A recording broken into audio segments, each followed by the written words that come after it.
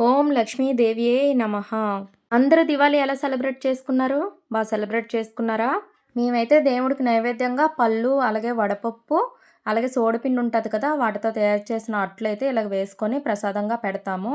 ఇంకా మా అత్త అయితే శనగపప్పు పాయసం లక్ష్మీదేవికి ఇష్టమనేసి తయారు చేశారు. అయితే మేము డెకరేషన్ చేసిన టైంకి వర్షం అయితే స్టార్ట్ అయ్యింది. అయితే ఎలా చేసామో ఏంటనేది మీకు చూపిస్తానిప్పుడు. అలాగా వర్షం పడుతుంది కాబట్టి నేనైతే పువ్వులన్నీ తీసుకొనొచ్చి దండలైతే కట్టేశాను. ఈలోపు ఈ పనైనా సరే అవుతుందని. ఇంకా మా బావ అయితే కలువ పువ్వులు తీసుకొనొచ్చాం కదా! మార్నింగ్ మార్కెట్ నుంచి వాటన్నిట్లికి ఇలాగైతే డెకరేట్ చేశారు. ఇంకా మా యోగ్న గూడా ఏదో దానికి తోచిందైతే హెల్ప్ చేస్తుంది. మధ్య మధ్యన మామిడాకులు ఇలా పెట్టేసి కలువ పువ్వులతో అయితే ఇలా డెకరేట్ చేసాం. ఇటు సైడ్ కంపల్సరీ దివాళీకి ఇలాగా కలువ పువ్వులతోనే డెకరేట్ చేస్తుంటారు. ఎవరింటి ముందు చూసినా ఇలా కలువ పువ్వులతోనే డెకరేట్ చేసుంటది.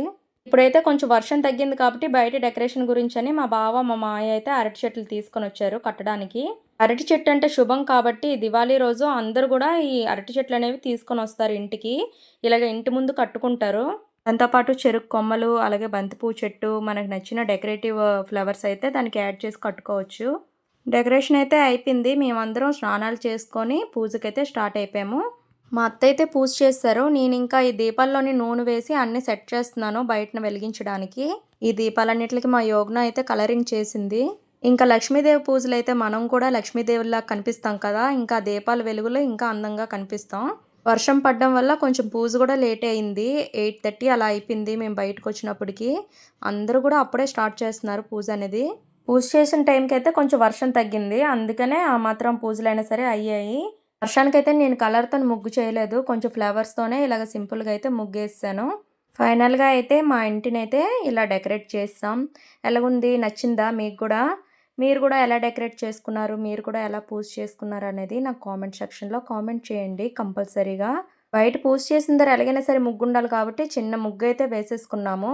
అలాగే మా అత్త అయితే పేడతోని బొబ్బమ్మ పెట్టి దాని మీద పసుపు, కుంకుమ వేసి పువ్వులతోనైతే అలంకరించుకొని పూజ అనేది స్టార్ట్ చేసాము. బయట పూజ అంటే ఎక్కువగా మగవాళ్ళదే ఉంటది. మేము పూజ అయితే చేస్తాం కదా! ఇంకా నెక్స్ట్ కటిక్కర్రలు కాలుస్తారు. అది కూడా మగవాళ్ళే కాలుస్తారు. నెక్స్ట్ ఆముదం కర్రలు కూడా ఉంటాయి కదా మనకి. కంపల్సరీగా దివాళీకి ఇవి తీసుకొనొచ్చి ఆముదం కర్రలు అయితే కాలుస్తారు. ఆముదం కర్రలు ఎందుకు కాలుస్తారు ఏంటనేది మీకు తెలిస్తే నాకు కామెంట్ సెక్షన్‌లో కామెంట్ చేయండి. ఇంకా మా లిచ్చు కూడా ఆ కటికర్రలు కాల్చడం చూసి నేను కూడా కాలుస్తానని అయితే ఏడుస్తుంది. ఫైనల్‌గా అయితే మా పూజ అయితే అయిపోయింది. ఇంకా క్రాకర్స్ కాల్చడం అయితే స్టార్ట్ చేశారు. ఫస్ట్ మా లిచ్చు కూడా స్టార్ట్ చేసింది. నేనైతే 1000 వాళ్ళు కాల్చేద్దామని వెళ్ళిపోయాను. కానీ అది కాలేదు. లాస్ట్‌కి మా బావ వచ్చి కాల్చారు. మరి అప్పుడప్పుడు అవుతుంది అలాగా.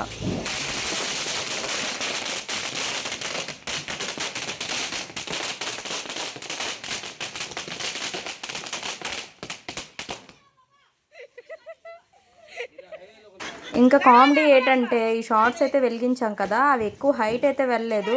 అవి ఎగిరి పడి మా మీదే పడ్డాయి. అందరూ ముందు అవి ఎక్కడ పడిపోతాయా మా మీద అనేసే చూశారు.